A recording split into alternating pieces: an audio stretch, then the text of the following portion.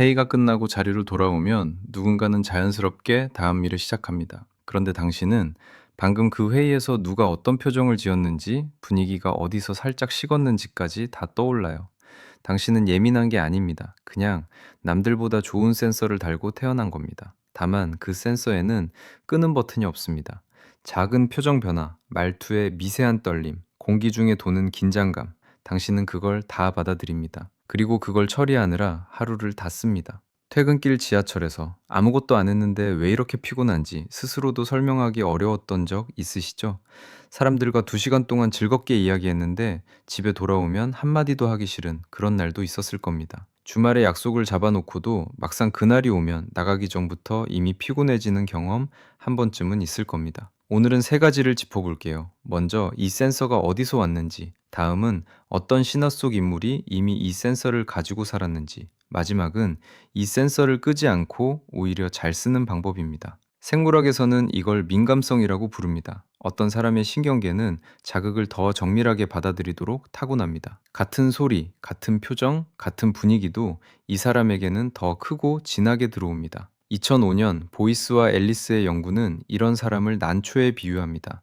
일반적인 사람은 민들레와 같아서 어디에 심어도 비슷하게 자랍니다. 거친 땅이든 기름진 땅이든 그럭저럭 잘 버티고 적당히 자랍니다. 하지만 난초는 다릅니다. 거친 환경에서는 누구보다 빨리 시들지만 좋은 환경에서는 누구보다 화려하게 핍니다. 즉, 민감함은 결함이 아니라 환경에 따라 결과가 크게 달라지는 특성입니다. 같은 화분이라도 어디에 놓이느냐에 따라 전혀 다른 식물이 되는 셈입니다. 당신이 지금 자꾸 시드는 것 같다면 식물이 잘못된 게 아니라 햇빛과 물의 양이 맞지 않는 걸 수도 있습니다. 화분을 통째로 옮길 필요는 없습니다. 다만 지금보다 조금 더 이 식물에게 맞는 만큼의 빛과 쉴 시간을 줘야 할 뿐입니다. 이 특성을 가장 먼저 보여준 인물이 신화에 있습니다. 카산드라, 트로이의 공주이자 누구보다 먼저 미래를 보는 능력을 가진 예언자였습니다. 그녀는 트로이가 멸망하는 장면을 미리 봤고 사람들에게 알리려 했습니다. 하지만 아무도 그녀의 말을 믿지 않았습니다. 보는 능력은 그대로인데 그 능력을 받아줄 곳이 없었던 겁니다. 결국 카산드라는 점점 입을 닫았고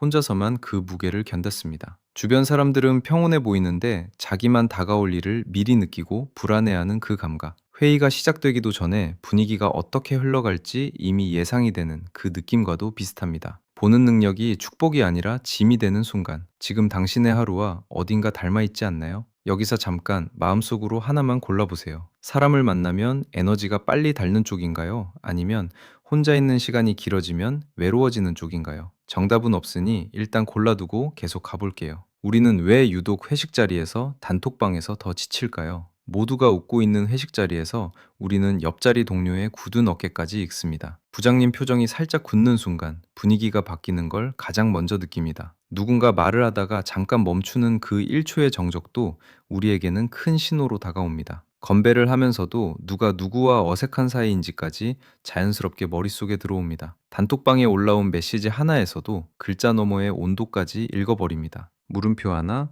마침표 하나의 차이에서도 의미를 찾아냅니다. 읽고 바로 답장하지 않으면 상대가 어떻게 생각할지까지 미리 그려봅니다. 다른 사람은 그냥 지나치는 정보를 우리는 자동으로 쉴 새 없이 분석합니다. 그러니 같은 시간을 보내도 우리의 머릿속은 훨씬 더 많은 일을 하고 있는 겁니다. 밖에서는 똑같이 한 시간을 보낸 것처럼 보여도 안에서는 전혀 다른 양의 일이 일어나고 있는 셈입니다. 그러니 같은 하루를 보내고도 당신이 유독 지치는 건 이상한 게 아닙니다. 당신이 약해서가 아니고 의지가 부족해서도 아닙니다. 그냥 처리한 정보의 양이 다른 사람보다 훨씬 많았던 것 뿐입니다. 같은 회의실에 있어도 당신은 다른 사람보다 몇 배 많은 정보를 처리하고 나오는 겁니다. 누군가는 그 회의실에서 안건 하나만 가지고 나오지만 당신은 안건과 함께 사람들의 표정, 분위기, 미묘한 긴장까지 함께 가지고 나오는 셈입니다. 아까 골랐던 답을 다시 꺼내 볼게요. 사람을 만나면 에너지가 빨리 닳는 쪽을 골랐다면 당신의 센서는 주로 사람의 표정과 말투를 향해 있습니다. 사람들과 있을 때 상대의 반응 하나하나를 거의 실시간으로 읽고 반응하는데 에너지를 씁니다. 혼자 있으면 외로워지는 쪽을 골랐다면 당신의 센서는 분위기와 공간의 결을 더 민감하게 읽습니다. 조용한 공간의 미세한 변화나 분위기의 흐름을 더 잘 느끼는 대신 혼자 있는 시간이 길어지면 그 감각을 채울 곳이 없어 쉽게 허전해집니다. 둘 다 틀린 게 아니라 같은 센서가 서로 다른 방향을 향하고 있는 것 뿐입니다. 그럼 이 센서를 어떻게 다루면 좋을까요? 다만 그 전에 한 가지만 짚고 갈게요. 지금부터 나올 방법들이 모든 걸 해결해 주진 않습니다. 번아웃 한복판이거나 일상이 버티기 힘든 상태라면 방법보다 먼저 충분히 쉬는 게 우선입니다. 그건 이 영상이 아니라 휴식과 도움이 먼저 필요한 신호입니다. 하지만 평소에 당신이라면 오늘부터 시도해 볼 만한 방법이 세 가지 있습니다. 첫 번째, 퇴근하고 집에 들어가면 핸드폰을 현관에 두고 30분만 다른 방에서 보내보세요. 오늘 받아들인 신호들을 더 받지 않는 시간을 만드는 겁니다. 처음에는 허전하게 느껴질 수 있지만 그 허전함이 바로 센서가 쉬고 있다는 증거입니다. 30분이 지나면 다시 평소처럼 사용해도 괜찮습니다. 다만 이 30분만큼은 새로운 정보가 들어오지 않아도 괜찮다고 스스로에게 말해주세요. 두 번째, 회의나 모임이 끝난 직후 5분만이라도 혼자 걷는 시간을 가지세요. 복도를 걷거나 엘리베이터 대신 계단을 이용하는 것도 좋습니다. 센서가 받아들인 정보를 정리할 틈을 주는 겁니다. 이 5분이 없으면 그 정보들이 다음 일정까지 그대로 쌓여갑니다. 쌓인 채로 다음 일정에 들어가면 새로운 정보까지 더해져 처리량이 2배가 됩니다. 세 번째, 누군가의 표정이 자꾸 신경 쓰일 때 그 생각에 딱 1분만 머물고 다음 일로 넘어가세요. 1분 동안은 그 생각을 충분히 들여다봐도 됩니다. 다만 1분이 지나면 의식적으로 다음 화면으로 넘기는 겁니다. 당신의 센서는 끄는 버튼이 없지만 머무는 시간은 당신이 정할 수 있습니다. 기억하나요? 회의가 끝나고 자리로 돌아왔을 때 누군가의 표정과 분위기까지 다 떠올랐던 그 순간. 그동안 당신은 그런 자신을